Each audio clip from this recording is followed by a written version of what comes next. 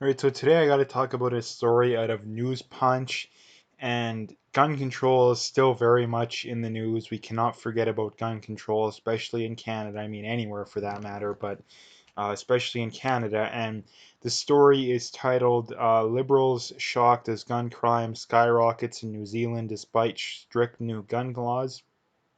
Um, and according to Radio New Zealand, last year the highest rates of gun crime and deaths involving firearms for nearly 10 years.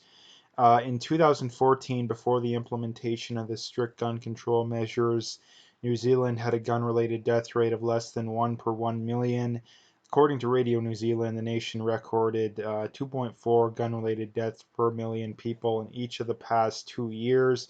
So, again, this is just another example of gun control not working. It's like I say, it's not that we didn't have enough evidence already.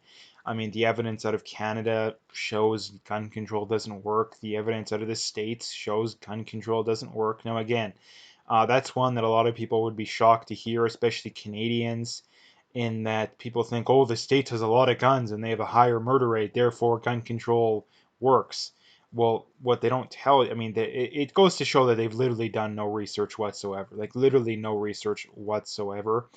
Again, for the simple reason that if you simply Google the U.S. murder rate over the last 25 or 30 years, or even going back a little further, you would quickly find out that the murder rate in the States was much higher than it is right now in the 70s, especially the 80s and the 90s. And what would you find out if you did a little dug a little deeper? Well, first thing you'd find out is that the amount of guns in the states it has almost tripled since that time.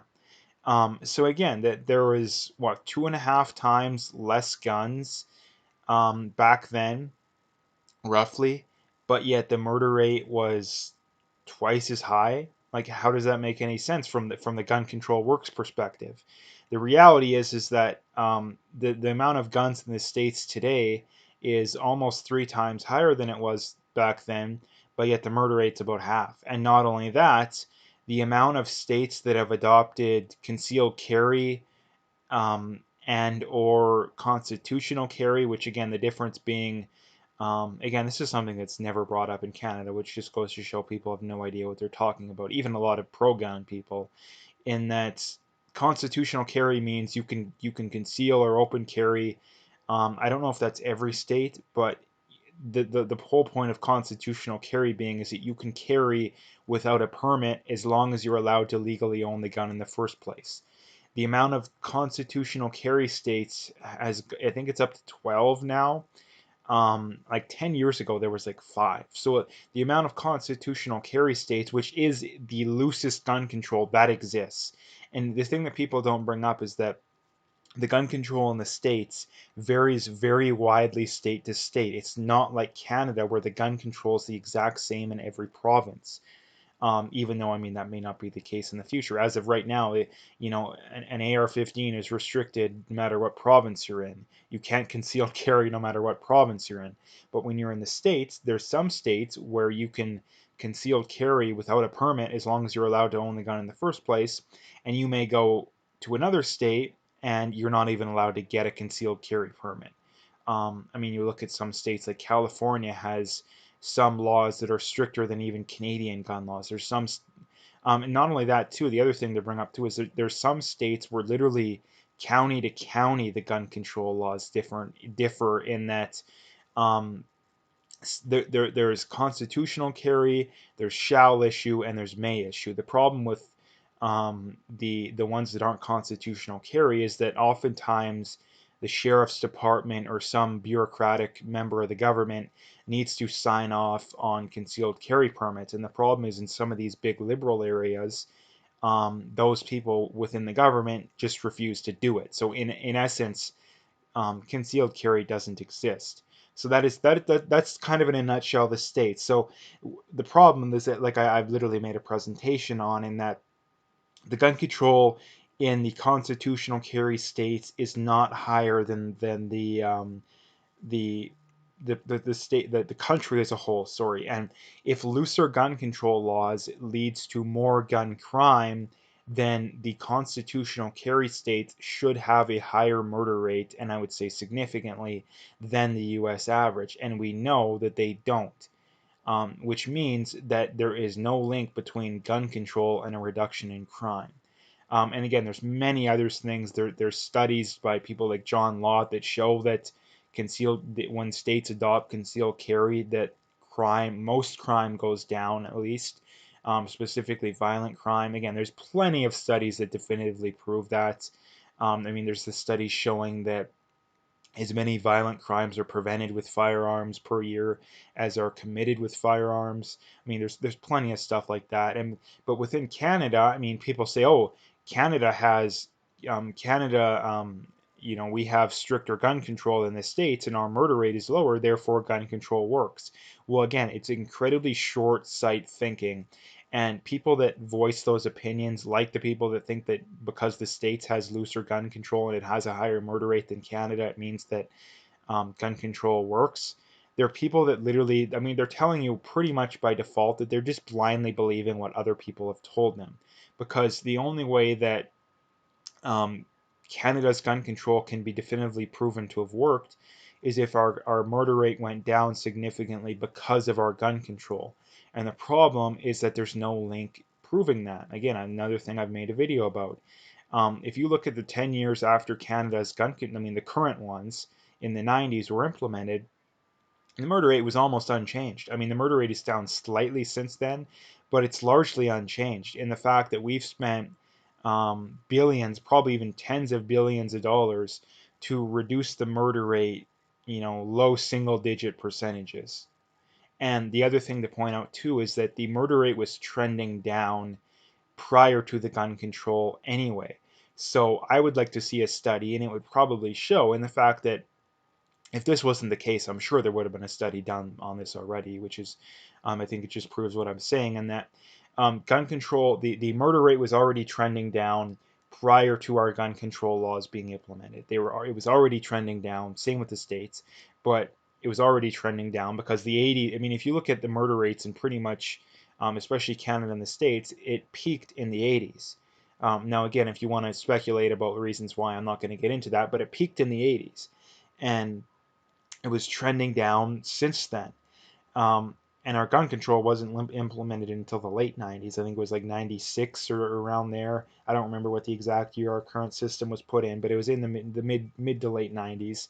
And the murder rate was already trending down prior to that being implemented. So there is a case to be made that the murder rate would have continued to trend down regardless of what we did with our gun control before that.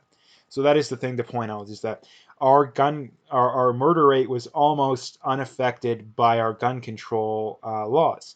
So it is completely insane to suggest that we have a low murder rate because of our gun laws, when the reality is that, number one, I mean, another thing I didn't bring up is that um, our murder rate wasn't high to begin with. Our murder rate has always been significantly lower than the states. And again, there's many reasons for that. I think number one, the states has a lot more big cities. The states has a lot more minority populations, which again, we know that if you look at cities that have disproportionately higher Hispanic or Black population, they will have a higher murder rate, not because more racism or any of that garbage. It's because we know that um, crime centric, the lower your IQ, in essence, the more like, I mean, not the lower, that crime tends to cluster around like that IQ 80 to 90 range, for the simple reason that, again, if you're super if you have a super low IQ, you're probably not smart enough to plan out a crime. But if you're super smart, then it doesn't make sense to commit crime, because why not just earn money through your own hard work because you're smart enough to do it? The reason why is that, in those IQ ranges, is that you're smart enough to plan out a crime, but you're not smart enough for it not to be worth committing the crime in the first place, basically. Now, again, there's other things to go into it. I just don't want to make the video be too long. But the reason why, again, if you have a city that is high Black and or Hispanic population, the murder rate will be lower, or sorry, higher. It doesn't have anything to do with poverty too. That's another thing people point out. Oh, poverty causes crime. Now, poverty does not cause crime. If you look at poor Asians and poor whites, they still commit crime the same as the average, or sorry, at a lower rate than the average black or the average Hispanic. It has very little to do with poverty. Poverty probably will make you more likely, but it is not the leading cause. The leading cause is your level of intelligence. Now, again, the reason why people don't want to bring that up is because we have a system designed around, oh, well, the only reason blacks are committing more crime is racism, even though the reality is that's largely untrue. Racism does exist to some degree, but it's largely untrue. But again, the whole point of the video being, to bring it full circle, gun control doesn't work. And the big reason why I wanted to talk about this is that we are headed down the same road in Canada. We are currently in the process of banning most semi-automatic rifles, and even a lot of shotguns, even ones that aren't even semi-automatic for that matter. Um, and again, it's not going to do anything. And this is why people need to be so up in arms about this, especially the people, oh, I don't own any of these guns, therefore I'm fine. No, this isn't going to do anything. And what does the left do when they implement a policy and it doesn't have their intended effect? They just double down. When this doesn't work, they'll ban all handguns. I'm surprised that's not the first thing they did. They'll ban all handguns and all the rest of the semi-autos too. So anyone who owns an SKS, you're going to be people say, "Oh, I got my SKS is still good." Again, no, this is, I guarantee you, within the next decade or so, they will ban all semi-autos. They'll all be gone because again, this will do nothing to prevent crime. It's like I've showed videos about the police chief saying that. It'll do nothing. Again, because the vast majority of crime is committed by people who already own their guns illegally. Therefore, it won't do anything to impact crime rates. Not only that, it will create a largely disarmed and populace that is unable to defend themselves, which will just create more of a demand for robberies and rapes and all that kind of stuff because people know that, hey, we can do it completely unabated, especially home robberies and stuff like that, especially in the rural areas too. Like the rural areas are the ones that are being hit the hardest. But again, and when like I say, when the crime rates, nothing changes, they may even get worse for all we know. The government will be like, hey, well, let's not admit we're wrong. And it's like the same thing. Communism has failed every time it's been tried. Gun control has been failed every time it's been tried. We won't admit we're wrong. We're just going to ban more.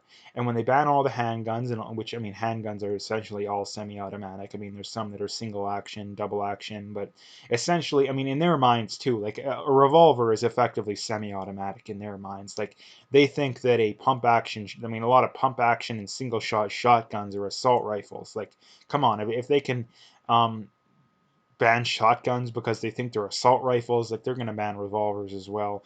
And the other thing they'll come after too is that I mean, it's only a matter of time until a high profile crime is committed with a bolt action rifle and the media will depict it as, oh, a sniper rifle, and then all the people that, oh, I still got my hunting rifles, again, they're all going to be banned as well.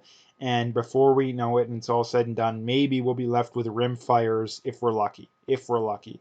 And we probably won't even be able to have semi-automatic rim fires. So yeah, we're going to be left with nothing before it's all said and done. So again, if you're not willing to defend people's right to own the AR-15s and handguns, then you're going to end up with nothing before it's all said and done anyway.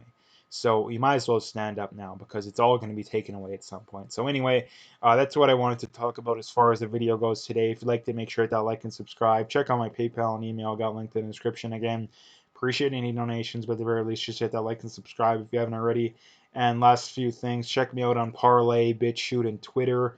Very important that you follow me on those other platforms because again, it's very important. So anyway, make sure you do those things. They're all the links are in the description, so you can find them all there.